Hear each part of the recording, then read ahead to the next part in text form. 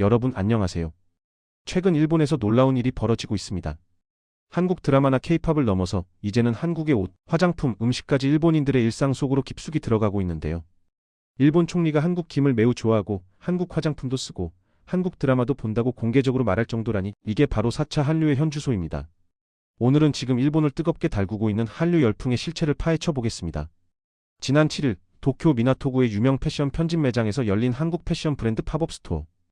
오프닝 행사에 무려 300명이 몰렸습니다. 현장에 있던 일본 스타일리스트 쇼코 씨의 말이 인상적인데요. 일본 옷은 점점 심플해지고 있는데 한국 옷은 개성있고 라인도 몸매를 예쁘게 잡아주는 편이에요.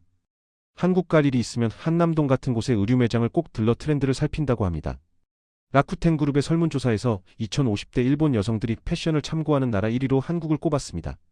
올해 상반기에만 일본 패션 시장에 신규 진입한 한국 법인이 29곳. 작년 한 해 25곳을 벌써 넘어선 겁니다. 특히 무신사의 사례가 놀라운데요. 지난달 도쿄 시부야에서 열린 팝업 스토어에 24일간 8만 2천 명이 방문했습니다. 더 놀라운 건 그 이후입니다. 행사가 끝난 뒤에도 온라인 재방문이 이어지면서 10월 일본 거래액이 전년 대비 5배나 성장했다고 합니다. 연간 73조 원 규모의 일본 패션 시장, 이제 한국 브랜드들의 새로운 놀이터가 되고 있습니다. 일본 소비재 시장에서 가장 강력한 기세를 보이는 건 단연 화장품입니다. 올해 상반기 일본 수출 상위 15개 품목 중 4위, 석유 제품, 철강, 반도체에 이은 순위입니다. 작년 일본의 한국 화장품 수입액이 7,260억 원으로 전년 대비 36% 증가했고 수입국 순위에서 프랑스를 제치고 1위를 차지했습니다. 심지어 일본 총리가 한국 대통령과 회담 후 선물로 받은 나이트크림이 지금 일본 아마존 데이케어 화장품 부문 판매 1위에 올라 있습니다. 김치, 김밥, 떡볶이는 이미 오래전 이야기죠. 신라면과 불닭볶음면은 이제 일본 전국 마트와 편의점 어디서나 쉽게 찾을 수 있습니다. 일본 편의점 체인들이 비빔밥, 냉면, 돼지국밥, 도시락을 출시하면서 K-팝 스타를 광고 모델로 내세울 정도입니다. CJ제일제당이 미초와 비비고 왕교자로 일본 시장에서 큰 성공을 거둔 건 아시죠? 이제 한 발 더 나아갔습니다. 지난 9월 지바현의 축구장 6개 크기의 부지에 만두 공장을 신설했습니다. 국내 식품업계가 일본 현지에 생산시설을 만든 건 이번이 최초입니다. 올 상반기 일본 시장 내 만두 매출이 28% 증가하며 점유율 3위에 올랐고 이제 연간 1조 1천억 원 규모의 일본 냉동만두 시장 1위를 노리고 있습니다. 맘스터치도 시부야 1호점에 연간 70만 명이 방문하는 성공을 발판으로 올해 안에 일본 매장을 10곳으로 늘릴 계획입니다.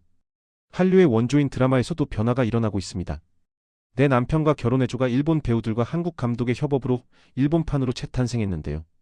일본 OTT 절대 강자인 아마존 프라임 비디오에서 역대 최다 시청자 수를 기록했습니다. 스튜디오 드래곤과 일본 TBS가 공동 제작한 첫사랑 도구즈처럼 아예 처음부터 양국 합작으로 만드는 사례도 나오고 있습니다. CJ ENM과 TBS는 2027년까지 드라마 3편 이상, 영화 2편을 공동 제작하기로 업무 협약을 맺었습니다. 단발성이 아닌 장기적 협력 체제로 가고 있는 거죠. 흥미로운 점은 일본의 입장입니다. 거대한 내수 시장에 성공에만 안주하다 보니 저비용 제작 구조로 글로벌 경쟁력을 잃어가고 있던 일본이 이제 세계적으로 인정받는 한국 드라마의 제작 연출 노하우를 배우고 싶어하는 거죠. 드라마 마무를 일본 TV 아사히와 공동 연출한 진혁 감독은 이렇게 말합니다. 한국은 속도감과 현장 순발력에, 일본은 세밀한 디테일과 철저한 사전 준비에 강점이 있어요. 두 가지가 만날 때 좋은 시너지가 생깁니다.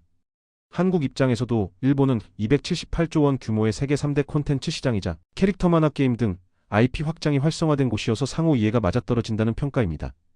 도장과 팩스 문화가 여전한 일본의 디지털 전환 시장에서도 한국 스타트업들이 활약하고 있습니다. 캐플릭스는 무인 렌터카 솔루션으로 일본 렌터카 업계에 혁신을 일으키고 있는데요. 고객 1인당 20분에서 30분 걸리던 절차를 2분으로 확 줄였습니다. 인공위성 드론, 로봇 기술로 일본 지방자치단체의 노후, 인프라를 진단하는 소테리아 에이트 같은 기업들도 활발히 활동 중입니다. 하가이 브랜드의 하가이 디자이너는 이렇게 분석합니다. 이제 전 세계적으로 디자인이 상호 보완되고 있어요. K-팝도 유명하고 소셜미디어도 발달해서 패션이나 추구하는 미가 비슷해진 것 같아요. 실제로 일본의 유명 스트릿 패션 사진사가 더 이상 하라주쿠 스타일은 없다며 잡지 발행을 중단했다는 이야기도 있습니다. 패션의 글로벌화 그리고 그 중심에 K컬처가 있는 거죠. 그러나 조심해야 할 점도 있습니다. 무작정 한류만 앞세워서는 안 됩니다.